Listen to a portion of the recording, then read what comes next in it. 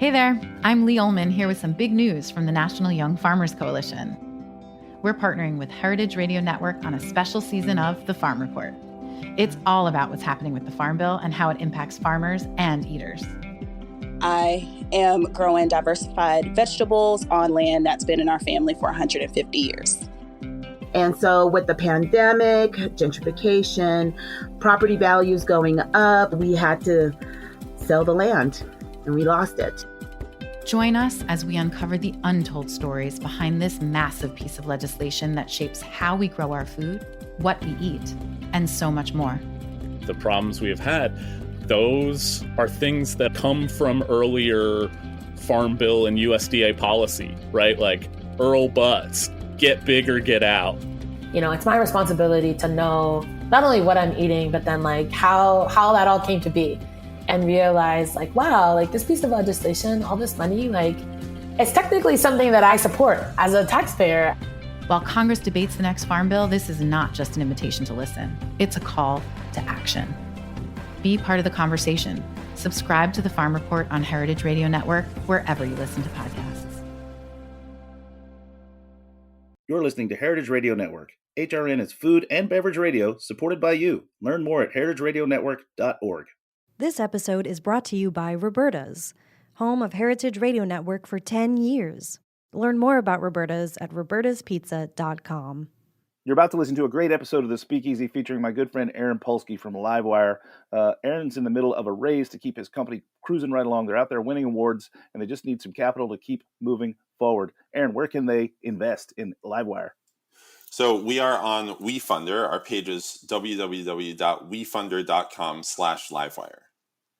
Amazing. And the fundraiser ends on the 29th, so go give. You'll hear more about it in the show, but I just wanted to make it clear to you where you can help out. Cheers, everybody. So you don't shun the devil with your rock and roll, Lord. Knows that country music's gonna save your soul. The devil runs his groove in them rhythm and blues that sand. It's gonna get you some in the end. Welcome back to the Speakeasy. I'm Sother Teague. And I'm Greg Benson. We are missing Mr. Damon Boelte today. He's off, he's doing, he's got a pretty chill weekend coming up, I think. He's, just getting married, no big deal. So he's, probably trying to get ahead of that so he can really take it easy on Saturday. Yeah, playing the part of bridegroom. Yeah. And, many congratulations to him and Jamie out there. It's going to be amazing. I wish I could go, but too busy. Surprised you're not going. You're Mr. Wedding Attender. I know. Of all the weddings I have to miss, I'm surprised it's the one that actually is speakeasy related. But no, I wasn't. This is the first one that I've had to take a pass on in a long time, unfortunately. But yeah, we wish them all the best. Best to you, Damon. Best to you, Jamie. Love you guys, and congratulations from afar. Yeah, of course. It's crazy. You've been to so many weddings. I've only been to 2, and I've been in both of them. One of them, I was a groomsman, and one of them, I was the groom. Yeah. I mean, if you go big or go home, Yeah, fun fact. Weddings are, I had to be coerced into being the groomsman. I just, they're tough for me to go to. I don't know, there's too much emotion wrapped up in them. I can't get past it. Anyway, speaking of emotions and emotional triggers, you've been sharing your thoughts and recipes on the TikTok platform. Yes, that's how the kids refer to it, Sother, the TikTok platform at www.tiktok.com.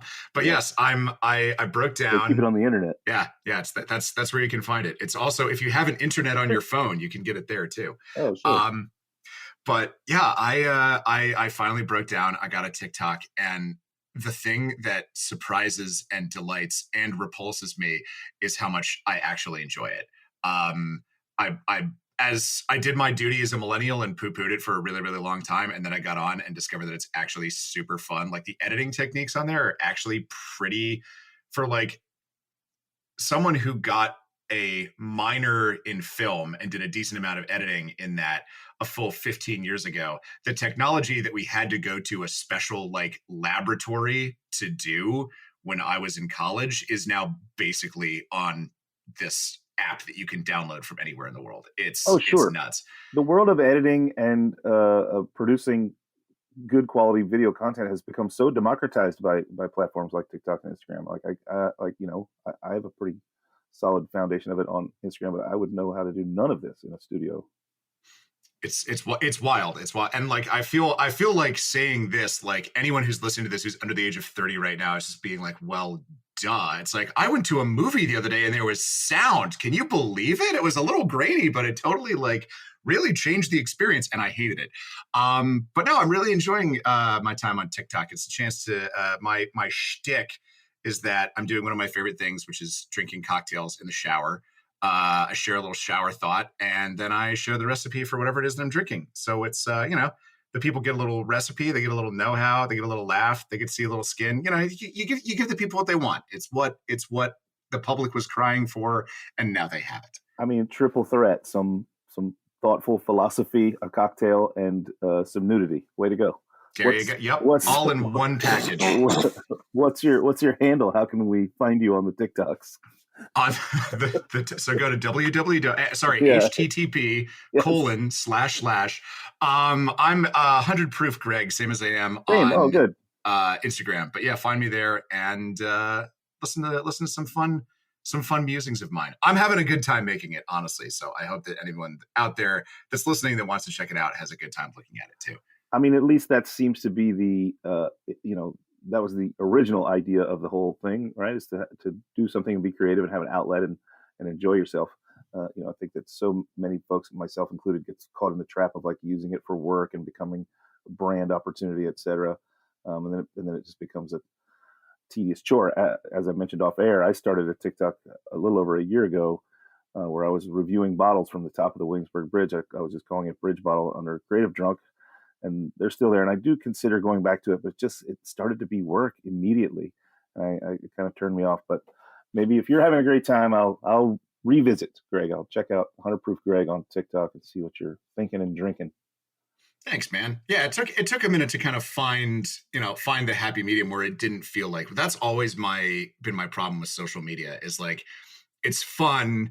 And then you get like that first person finds you on your Instagram and is like, hey, like check out this opportunity, or like, do you want to collab with this brand? And it's great. And then it becomes immediately like, oh shit, now I have to produce all this content, and it becomes a chore and something in the back of your mind. And so it's nice to find a lane that at least for now feels like something that I enjoy making. It's fun. It's a fun way to share some content. And speaking of people who have made a lot of different things over their careers, Sother, who do we have in the studio with us today? Man, we got a longtime friend of mine and friend of the show. Aaron Polsky is joining us from California. Good morning to you, Aaron. And we're going to talk about his young brand Livewire that's out there just crushing awards and taking on all comers. And then there's a bit of a controversy going on that we're going to get into. So there's some exciting content. Aaron, welcome to the Speakeasy. Thank you. Good to be here. Yeah, buddy, it's always good to see you. Got to hang out with you a little bit in LA when I was out there doing the residency for Amore Margot at Death and Company. And you dropped something in my ear that I thought was timely and needed to get heard. So we scheduled you as quickly as we could to get on the show. But talk to the audience a little bit first just about what Livewire is. That way they've got an idea of what it is, and then we'll get into what's going on with it right now. Yeah, so Livewire is a ready-to-drink cocktail brand. We run it like a record label. So we sign award-winning bartenders or bartenders from award-winning bars to our label. We package their signature cocktail in can or bottle format, and we pay them royalties on their work. And, the reason I started this, I was getting press. Actually, my first press was while I was at Amore Margot. I think it was like 11 years ago.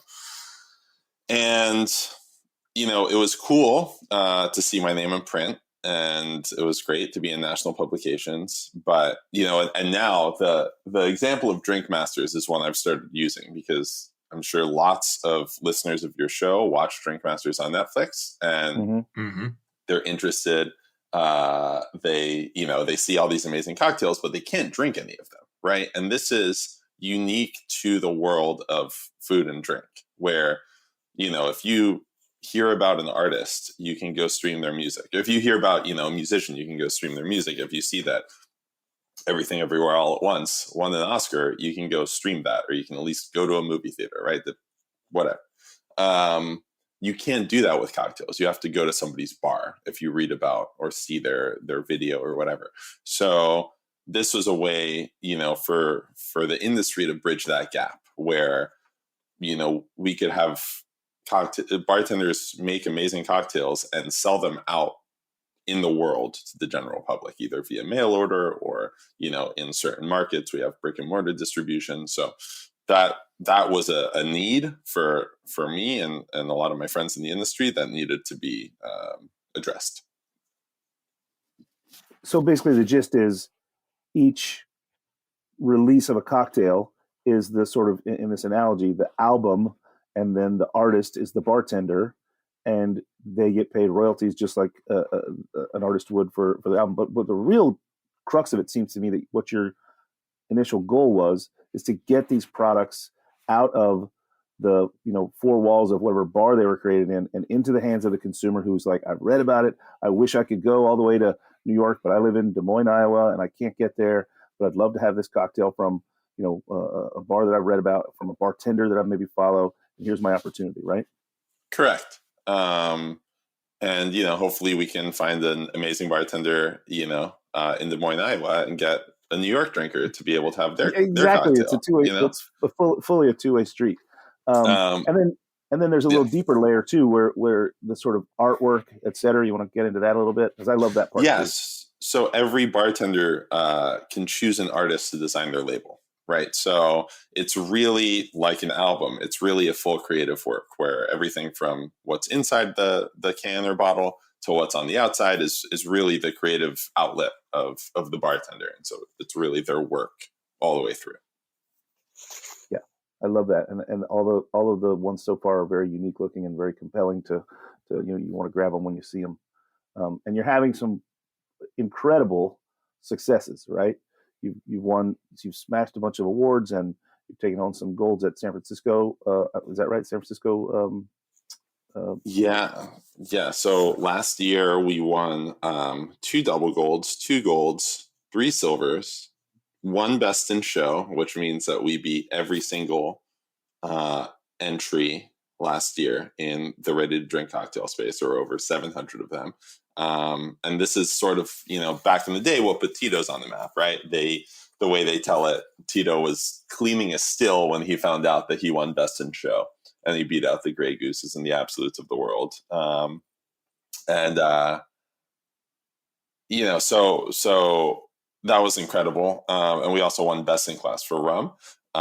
This year I think the information may be embargoed depending on when this podcast is released, but we did enter Heartbreaker because it's the only cocktail we have that, as of 2022, did not win higher than silver on anything. And I'm just like, not, I wanted a gold. The results will be announced shortly. But yeah, incredible. Yeah. So, and the company's pretty young, right? Yeah. So we launched, I had this idea somewhere 2013 or so. Speaking of Damon and I, and Mayor Subaru, sort of like started working on some packaged cocktails in 2012, 2013. And I didn't have it in the same format. It was going to be just our cocktails. It wasn't going to be this like record label format. And I went out and pitched it to Anchor Distilling at the time, before it was called Hodling, and in San Francisco. And at the time they were like, this is great, but I don't think anybody wants ready to drink cocktails, which I suppose at the time they were right based on empirical evidence. But, that's when the sort of idea started, and I sort of played with it and at times, but I was working in different bar shifts or bar positions. And then 2019, I decided to raise a little bit of money. So I raised enough to make our first 400 cases, and we produced those on March 3rd of 2020, 10 days before the pandemic. Yeah, perfect timing. Yeah. But in the end, kind of not the worst timing, right? For ready to drinks, that was kind of like when suddenly every bar all over the country was making cocktails for people to take home. So maybe not the worst timing. You know, I hear this. This is the exact comment I get every time somebody hears of our launch date. And the fact of the matter is, Sother, that like, I don't know what it would have been like if we had launched in 2018. I don't know what it would have been like if we launched in 2023.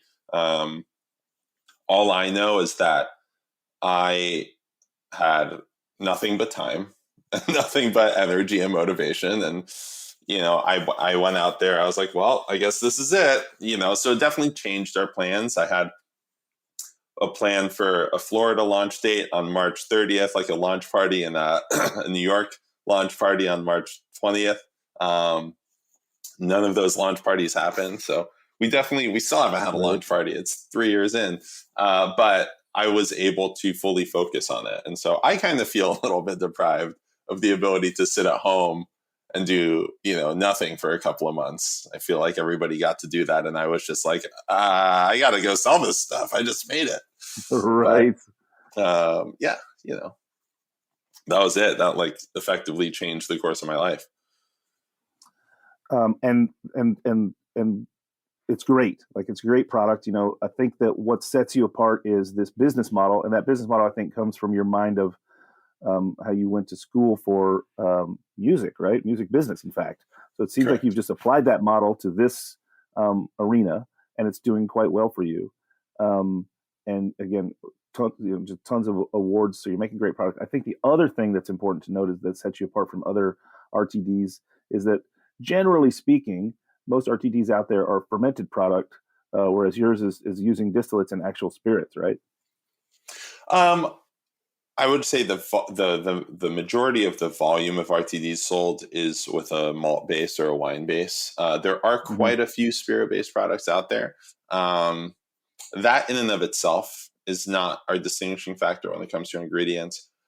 Our main ingredient based distinguishing factor is that we don't use juices, and everybody else uses juice, and they slap fresh juice on the label. But you know, the question comes up, right? How can it be fresh if this was made 2 weeks, 4 weeks, 6 months ago? Right. So we don't. Fun fact: all juice was at one point fresh. Yeah, exactly. Right. And you know, as bartenders, we know that freshness is paramount to the use of juice, right? If it's not fresh, it won't taste good. It'll, in fact, taste actively bad.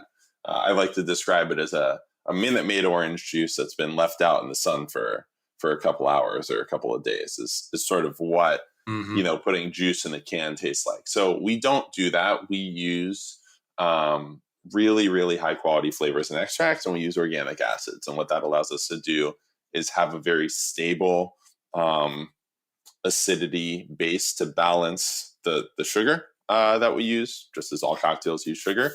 And the extracts really have this pure aroma. And so the marriage of the aroma plus the acid sugar balance allows us to achieve this incredible profile without it ever tasting like stale juice. Yeah, that's incredible. I would love to hear at least a few thoughts, but then we really got the real topic I want to cut into. But I want to hear a few thoughts on how did you, as you know, just average guy bartender, I worked with you, leap from we're going to use fresh juices to make cocktails in house to this place of what sounds like, you know, the science lab. Where did you get this knowledge base to create these things that are out there pleasing people and winning awards? Yeah. So when I moved out to LA, I started working at Harvard and Stone about 6 months after moving. And Harvard and Stone is an award-winning bar out here in Hollywood, and also very high volume. It's also a music venue. It's a neighborhood bar, but we put out really amazing cocktails. So the owners really have a presence in the LA scene and the LA nightlife scene, and so they were asked by Coachella to do to have a bar at Coachella. Now there are lots of them, right? Now sort of I think we blazed that trail in 2016, but after that, and along with another group, which at the time was called 2 on 3. Now, you know, PDT's out there doing it, Attaboy's out there doing it. But yeah, they look like they have a blast when they're out there too. They're to follow them on Instagram during Coachella is a real fun time. Yeah, I mean, if you're sort of hanging out at your bar and taking it easy, it's real fun. I don't know how many of them were hauling kegs up the field, but hey Jeff, keep doing what you're doing. You're doing a great job, buddy. So we at the time, I was asked by my boss to run this whole group-wide pop-up for Coachella, and I was also told that there was pasteurized juice, and I am like vehemently anti-pasteurized juice, and I always have been. Well, not always, but one time I had to use it for an event, and I was like, this is wildly bad. I don't know how any bartenders can take themselves seriously and use this stuff. So I did not want to use it, and instead I decided to do an acid base for the juices, right? And I was already working with the flavor company that we work with now. So I was like, hey, can you send me lemon? Oh, no, the first year I didn't do that. The first year I infused lemon and lime peels into our spirits, and I used this acid base. And we essentially, that was our workaround to using pasteurized juice because we couldn't get like fresh. So, and right, like before the festival started, the guy running all of the logistics and catering for the beverage side said, people don't drink cocktails here. Don't worry about it. You won't be super busy. And it may have been true in all the years preceding, but word spread pretty quickly that the Cabin, which was the name of our pop-up, had really good cocktails. And we had a line that was like consistently 50 people long. And our cocktails were on draft. We were serving probably 15 cocktails a minute. And it was damn, it was insane.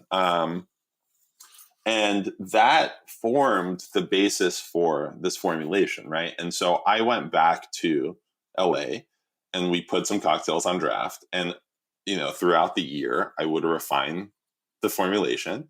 And then next year, the following year, we'd get ready for Coachella and try something new or try something that we were serving throughout the course of the year and do it again. And so, what I found was like the deft use of acids can really make a lot of things possible, right? So another thing we were doing was these snow cones, where we had a snow cone, like a shaved ice machine. And there were these boozy shaved ices. Our boss was, I think, grew up in Hawaii. And so to him, shaved ices were a thing. And he was very particular about it. So I made it with juice. And he was like, no, this isn't sticky enough. Like, this is not adhering to the ice like it should. And I didn't understand what he meant until I went to Hawaii this last January, and I got one. I'm like, cool, I get it. But at his direction, I reformulated it without juice and using acids, and it like had that density and viscosity, and it was able to stick. So there's like, it's a tool. If you use it properly, you can really achieve a lot of amazing things. Listen, I love that there's a little hidden Easter egg tie-in here, which is the work that you did at Harvard and Stone, notably kind of a rock and roll bar that got you to Coachella, that made you dive deeper into how to create these acid bases as a music festival. And the whole thing ties back to your entire, your schooling for music business, and ties into the business that you created that's based on a music model. Like, this is like, it all seems to be coming together. There's a quote that or a speech that I draw a lot of inspiration from, and it's the Steve Jobs Stanford commencement speech. There are a lot of amazing nuggets in there, but one of them is that you connect the dots of your life backwards. And I feel like that really touches on it, right? Where it's like, if I hadn't done this, I wouldn't have done this. And if I hadn't done this, I wouldn't have done this. And you can either see it as like truism, like, of course, you only have one line of your life, but also you can look at it and be like, oh, wow, like these things really led into one another. Sure. The old hindsight is 20/20, right? I also think the wisdom of that is like, you never know in the moment what's going to be a formative interaction for you. Like, I think about this a lot. Actually, I can trace like my entire time working in bars, at least, legitimate ones. back to this interaction I had with a deeply weird roommate and her deeply weird boyfriend when I was living in Scotland. And they were the ones that mentioned, oh, hey, you like beer. I think the new Brewdog bar in town is hiring. And I was like, oh, that's interesting. So I went in there, I fired in a resume. I went in with this voice and a lot of can-do pep that really wore off by the time I was like 24. And, I got the job, and now here I am. And it's just weird to think that like that chance encounter and that weird interaction had so many ripple effects, but you can't know that at the time. So just kind of like, to me, the point of that is like, keep your eyes open, because you never know what dot is going to be significant when you look back. True. Yeah, for sure. Well, Aaron, let's take a quick break and hear from our sponsors. Then we're going to come back and get into what's becoming a controversy with your company that maybe be kind of that will hopefully be a defining moment. We'll be right back with Aaron Polsky from Livewire. This episode is brought to you by Roberta's, home of Heritage Radio Network for 10 years. Roberta's was founded in Bushwick in 2008 and has become one of the most iconic restaurants in the country. HRN made its home inside of Roberta's in 2009, and together they have become part of the DIY fabric of the neighborhood. Roberta's, the pizza restaurant, is open for lunch and dinner 7 days a week and serves much more than just the famous wood-fired pizzas. Their team dreams up new salads, pastas, and sandwiches on the regular. Roberta's Tiki Bar is alive and well in the back garden, serving up frozen drinks in the summer and hot toddies in the winter. Stop by the bakery and takeout spot next door for fresh breads, sticky buns, and pizzas to go. But Roberta's also extends beyond Bushwick, with multiple locations in New York City and now in Los Angeles. You can also find their frozen pies in grocery stores around the country. The spirit of Roberta's, like Heritage Radio Network, is everywhere. Here's to many more years of pizza-powered radio. Learn more about Roberta's at robertaspizza.com. And we are back. You are listening to The Speakeasy on Heritage Radio Network, where we're talking with Aaron Polsky of Livewire. We talked a little bit about his origin story and what all the connected dots that led him to where he is now. Now we're going to get into a topic that, despite my best efforts, comes up a lot on this show. We're going to talk about Mountain Dew. We had Sother's brief but very fiery bromance with Mountain Dew last summer, which resulted in me having to go downstairs to the bodega below my apartment and spend money that I earned doing whatever it is that I do on a bottle of Mountain Dew that I then put into my body where I live, and tried to mixing it with Suze. And honestly, it was pretty good, I have to admit. But there's been a new Mountain Dew based development that we want to talk about a little bit on the Speakeasy. So Aaron, talk to us about what's going on there. Yeah. So the name of our company is Livewire. And there is a Mountain Dew flavor that was released in 2003, I believe, called Mountain Dew Livewire.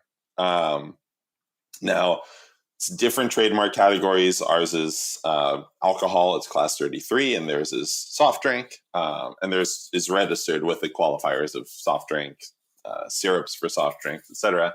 But their trademark is for Mountain Dew Livewire. Now, for some context, there's a Mountain Dew Code Red, which is their red variant, and it came out I think a year before that in 2002. There's also a wine called Code Red that came out 10, 12 years later. It has a registered trademark. There's no problem. I spoke to their lawyer, and he said they never heard anything from PepsiCo. There's Mountain Dew Voltage, and there's also Voltage Vodka. Voltage Vodka came out significantly after Mountain Dew Voltage, and they coexist. Voltage Vodka's trademark is registered, no problem, nothing from Mountain Dew or PepsiCo. And there was even a wine called Livewire that came out in, I think, 2009 or 2010, anyway, like a number of years after Mountain Dew Livewire. Their trademark was registered. That wine ended up going out of business, but they coexisted in the market. There's been no issue. So when it came time to register our trademark or to file a trademark application, I was like, listen, it's Livewire is, I see that there's this Mountain Dew Livewire, but this is a soda. It's very inexpensive. It's sold in a different market. There's no real cause for confusion, right? Like without Mountain Dew in front of it, this Livewire means really nothing. And it's in a different class. So I filed a trademark application. We, I believe, so let's forward to today, right? On March 1st, 2023, Pepsi announced Hard Mountain Dew Livewire, right? Which is an alcoholic product that contains a name, Livewire, that we've been in existence now for 3 years. And I found out about this because one of our mutual friends actually sent me a DM that said, "Hey, congrats on the collab." Right. And I was like, that is not a collab. And somebody else tagged us in the comment as well. So, that's how I found out about the existence of this. So, we're really in this position where we now have to defend ourselves in the alcoholic group, in the alcoholic class against Mountain Dew, right? So like they had their trademark again in soft drinks, and it was fine. And now we're in this position where like now it's causing confusion. So what are we supposed to do? And so far, none of this sounds unusual. If you have a trademark, you do your due diligence and you try and protect it, right? So nothing seems out of line yet, but it's the story gets a little darker, right? Correct, I think. I mean, we when we applied for our trademark, we applied for alcoholic and non-alcoholic, and this was sort of like not the smartest move, right? I thought that there was still not going to be cause for confusion by having a non-alcoholic Livewire. The U.S. Patent and Trademark Office, the USPTO, rejected our application partly in due to that non-alcoholic class designation. So we removed it. That, I think, caught the attention of PepsiCo, and we got a C&D from them in late 2020. So we replied. We said, hey, you know what? You're right. We're going to not enter the alcoholic or the non-alcoholic market with the name Livewire. We're going to pull that. We'd also like to explore coexistence with you, right? Where we have it in writing that we can have our alcoholic Livewire. We don't need it, but it's very helpful, right? Where we agree that we have our Livewire in the alcohol space and you don't enter that. And we don't enter the non-alcoholic space with the word Livewire. I didn't hear anything back. And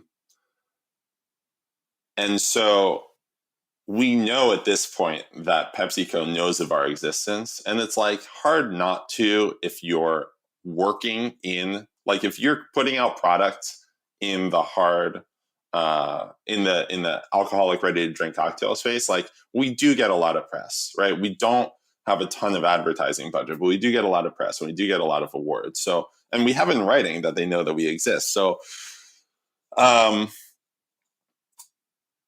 but yeah, I mean, the timeline is funny, right? So they sent their C&D in 2020.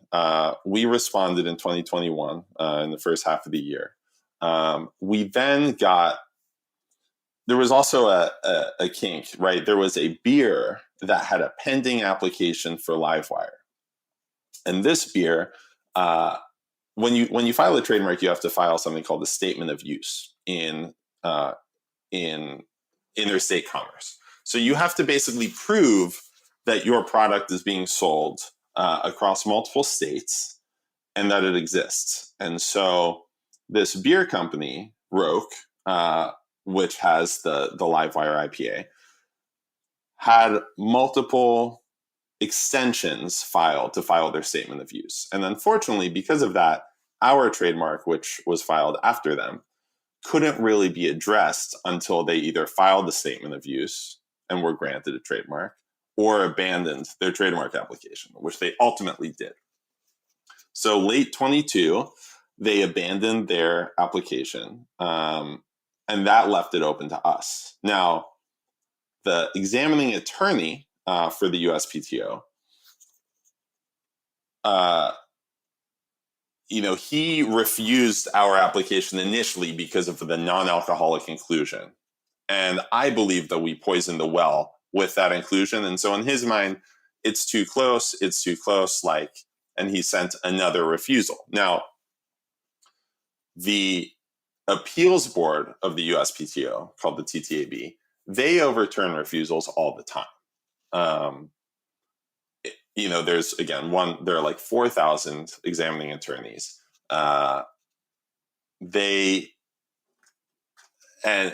It's like if they're set on something, they can remain set on something, and then you just have to take it and appeal it.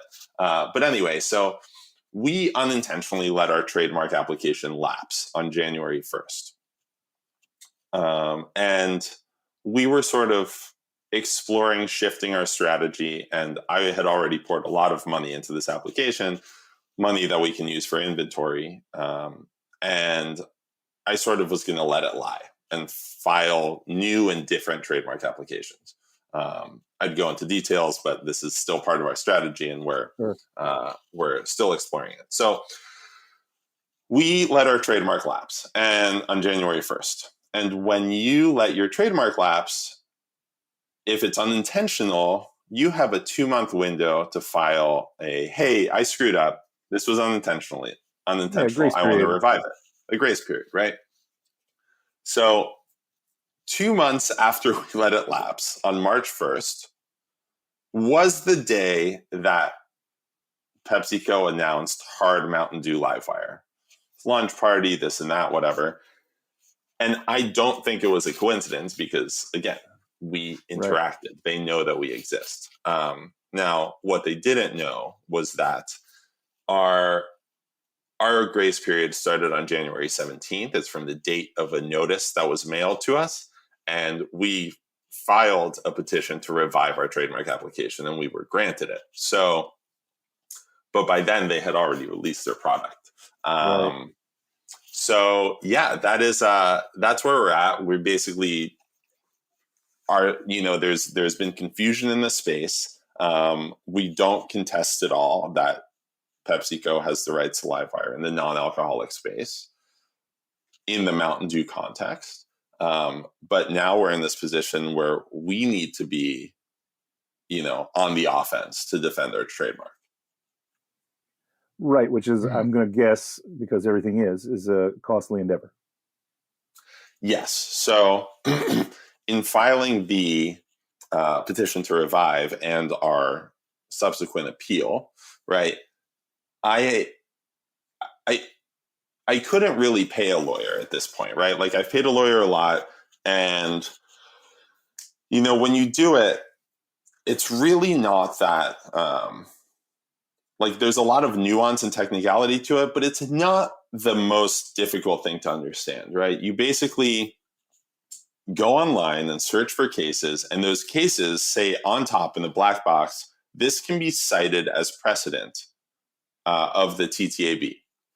Or it says this cannot be cited as precedent. So you find these cases that apply to you, you cite them, and then when you find them, there are like 10 more cases that they cite and 10 more cases that those cases cite. And so you can really get down this rabbit hole, which would have cost me like 30 to 50 lawyer hours.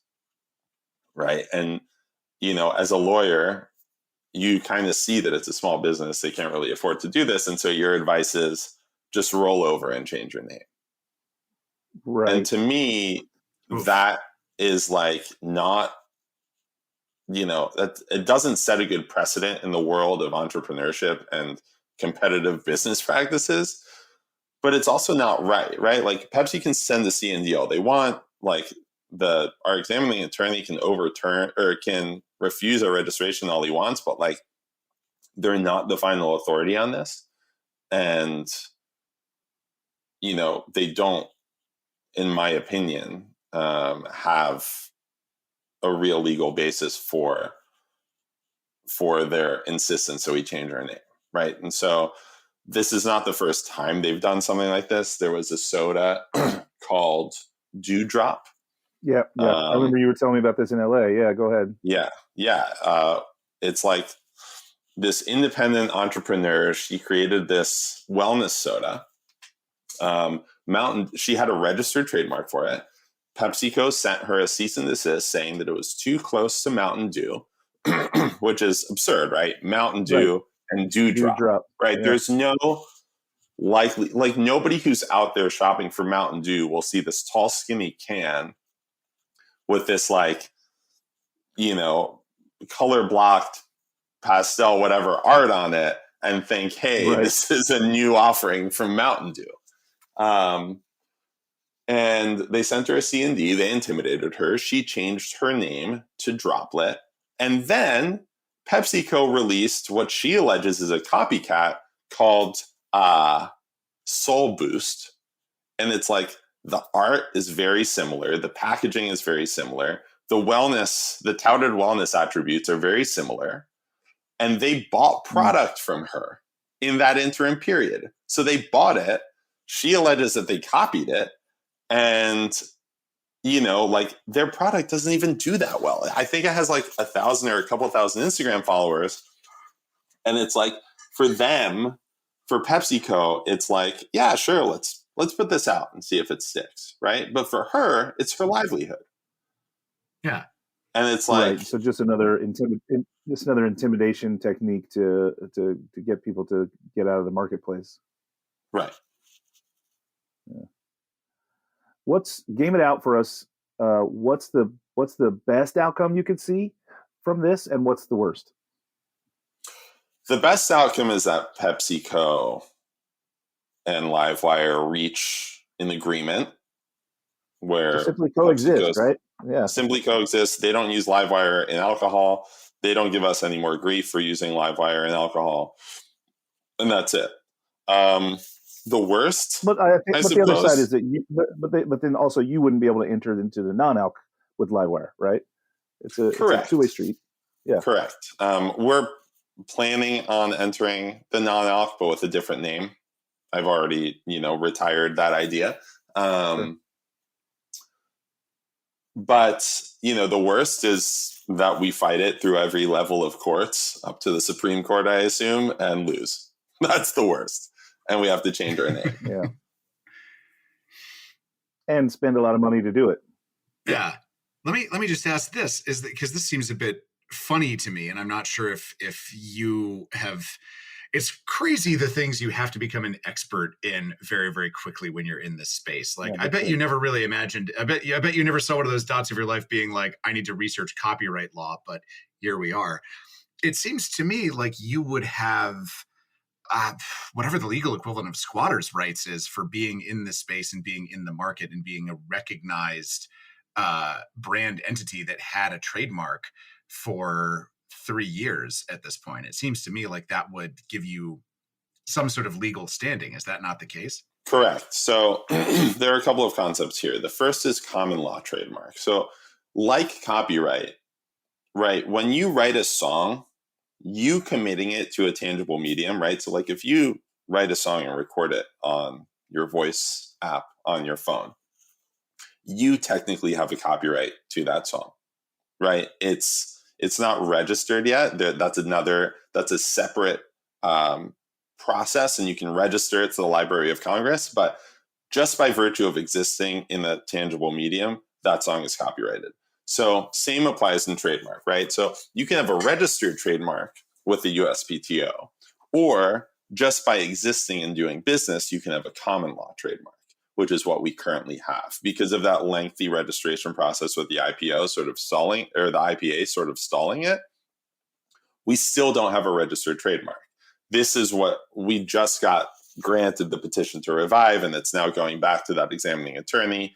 I don't know where he's going to be on this, but I think I wrote a pretty good case for him to examine. And if he refuses again, we're going to take it to the US TTAB, the Trademark Trial and Appeal Board. But by existing, but the catch with common law trademarks is that they only apply where you have done business. So we have distribution in 8 states. So the common law trademark applies in those 8 states, and they're good states, right? That, if it holds up very strongly, then PepsiCo wouldn't be able to use Mountain Dew Livewire in California, Florida, Texas, Louisiana, Nevada, New York, New Jersey. That's all of them, right? That's all the states? There's one left. Yeah, that's all the states. Oh, yeah. That's all the states in America. But so that's the common law trademark that we have. But registering a trademark gives you protection nationally and in some international agreements as well. So for us, it was so vital to keep our application alive because it extends to the date of the application. And so it extends back to February of 2020, right? And so we want those protections in place retroactively. And we already have trademarks to the individual names of our cocktails, right? We have the trademark to Golden God. We have the trademark to Holy Tiger, to Crystal Shiso Mojito. So it's really getting our brand name trademarked as well. And that's been a real uphill battle. And now is, a bit of a war. Is there anything that we or our audience could do to advance your efforts, or is it just something that you have to do on your own? Spread the word, right? I'm not going to ask anybody to do any pro bono litigation, but spreading the word really helps. A lot of times, entrepreneurial brands back down from multinational corporations because they're intimidated and don't have the money and they have to change their name or whatnot. I think this practice is harmful to the business of our country and the leaders of small business. And I want a spotlight on that, right? On that common practice that these large companies do. And listen, I'm not faulting anybody for protecting their trademarks, right? You have to do that, in fact, right? You have to, anytime that somebody I don't know if the Speakeasy podcast is trademarked, but if there's a show that comes out called the Speakeasy, if you have a trademark for the Speakeasy podcast, you should probably send them a cease and desist. My issue is how overreaching it is, right? And that's the issue, right? PepsiCo sending a cease and desist to Dewdrop, saying that it's too close to Mountain Dew, is overreaching. I think so as well. Yeah, there's no potential audience or consumer confusion in those two names, right? Correct. And especially with yours being alcohol versus non-alcohol and completely different artwork and all those things, it seems a bit ludicrous.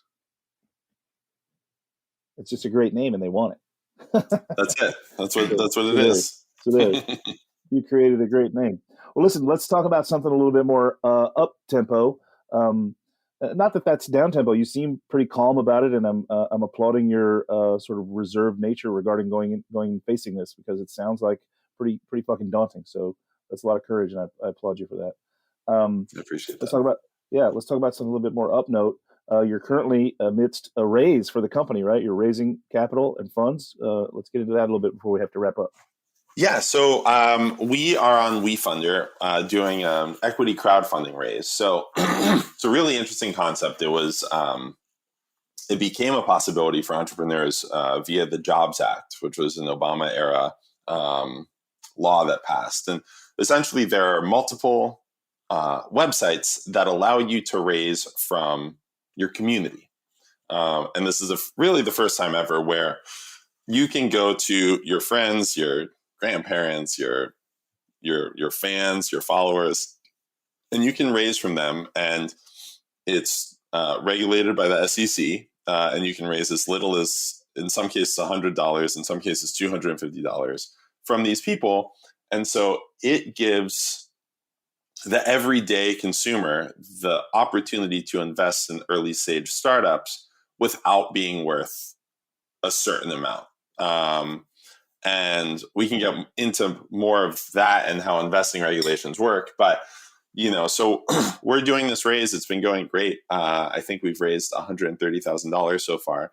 And what it allows us to do is expand into new territories and create more inventory and have that cash flow to do it. One of the hardest things in this business is cash flow. So like oftentimes for one of my raw materials, I might have to pay for it in full 4 weeks before it ships.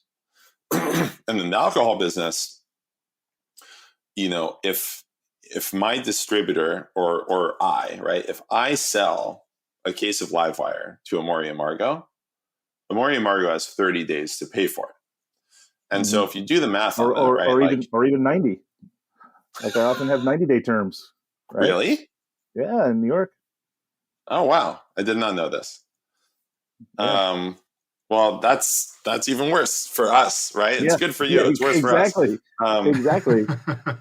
But this results in, if you don't have very deep reserves, this results in some significant cash flow issues. So what you've got is like, I got to pay, let's say I pay for my whiskey on January 1st. It ships to me on February 1st, which means that I get it probably on February 10th. I have to schedule my production run with a window so that my ingredients aren't coming after a production run, right? So let's say it's February 20th, right? So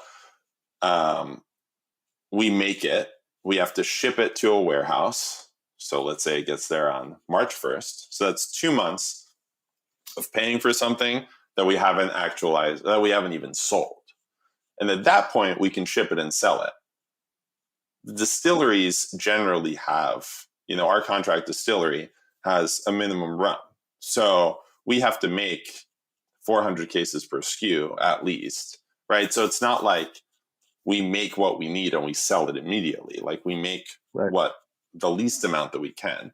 So we have 5 cans. That means 2,000 cases that we've made that we then need to sell. So like if we sold all of that on April 1st and shipped it all on April 1st, we wouldn't get payment from that. If everybody pays on time, we wouldn't get payment from that until May 1st. So it's like I've paid for stuff on January 1st and the money comes in for it 5 months later. But like, let's say that some people are mailing their checks, right? And so it's even more. And then, but like that's another 10 days, right? It gets to the office, which is, you know, in New York. So people are mailing checks from California. It gets to the office. Takes a few days to clear. So we're literally at 24 weeks of this negative cash flow. So, you know, for us to do all the things we want to do, we have to, you know, have these reserves. And that is really what the raise and really most capital raises in the world of alcohol are for, right? And if we expand to another territory, we have to allocate that cash. So like we just expanded to Nevada. Incredible opportunity. Julian Cox was the beverage director of MGM, and he brought us into the Bellagio, the Aria, and the Vidara pools. Huge pools, amazing venues. And so we ship a lot of inventory to Nevada. And so again, when you add a new territory or a big expansion, you have to make a bunch of product. So you've got that cash flow issue again. It's a blessing. It's amazing to do this, right? Like, but in that initial expansion step, you need to be plowing money into production. And so that's just a challenge that you face in this business. And what's great with WeFunder and all of these platforms, Start Engine, Seed Invest. Oh, Start Engine actually just bought Seed Invest, but is that you don't have to find VC firms or find individuals whose net worth is over $1 million, which used to be the requirement for raising money. You can go to anybody, and there are safeguards in place on WeFunder to protect people from over-investing, right? So like you can't invest more than a certain percentage of either your income or your net worth. And it just democratizes it, right? So you get to go to anybody and they'll be like, you know what? I don't have much, but I want to support you. Here's $250. And to them, they, depending on how it works, they might own a piece of equity. They might own a piece of revenue share. There are several different possibilities here, but you literally can invest in new companies that you believe in. Yeah, well, Amori Margot and Overthrow Hospitality is about to do a start engine raise later this summer. So I'm right in the beginning phases of all this. So I'm happy to hear that you're in it and you're crushing it. You're about halfway, you said, I think, to your goal of 250,000, which is incredible. Yeah. So our first goal was 50,000, and we smashed it right out of the gate. And our next goal is 250,000, and our next goal is 500,000 if these next 10 days go really well, and we can raise up to $1 million. So right, it's it's an amazing platform, and I'm excited about this last run. So again, you want to give it the website, and the deadline is April 29th if people want to invest on your WeFunder. Correct. WeFunder.com/Livewire. Great, easy enough. I just want to ask Aaron, as we're coming into the end of the show here, this has been. I can only imagine what a deep dive this must have been into like investment law and copyright law and all this other logistics, all of these things and yeah, exactly. Like you're just making a cocktail. yeah. What and what is that? I just want to know, what is that like for you? What is that like to go from being like, oh yeah, I love being a bartender, I love stirring drinks and giving them to people, and then all of a sudden you're here. Like, how does that just feel for you personally as part of your journey along this dotted line? Yeah, I mean, it's a wild journey. It's a bit of a cliche, but they say that entrepreneurship is jumping out of a plane or jumping off a cliff and building a plane, learning how to build a plane on the way down. Yeah. And you learn a lot. You want to outsource to other members of your team, or you want to hire for the weaknesses that you have. But it's, I love learning on the job, and it's at times humbling. It's at times very stressful, extremely stressful, especially Sother, you mentioned logistics, but like that freight and logistics are the most stressful part of my job on a daily basis. I can't even imagine, to be honest. Even the story you were painting for us was giving me agita. Well, I apologize for any sort of cortisone that I set free in you, but it's ultimately I wake up every day knowing that I'm doing what's right for me and what I want to be doing. Right. So like, regardless of how stressful it is, I'm building equity in my future and the future of bartending and changing the way that the world drinks. And I think that that's important and satisfying and gratifying. Man, I'm well said, and I couldn't be happier for you out there. Even with these adversities, you seem to be going at it with a great attitude, and I feel like you're going to persevere over this whole situation. But really awesome, really awesome to have you on again. People can find you on Instagram it's just Livewire, right? Drink Livewire. Drink Livewire on Instagram. Any other platforms you want to plug for people to go follow and spread the word? Yeah. We do have a TikTok. We have a Drink Livewire TikTok.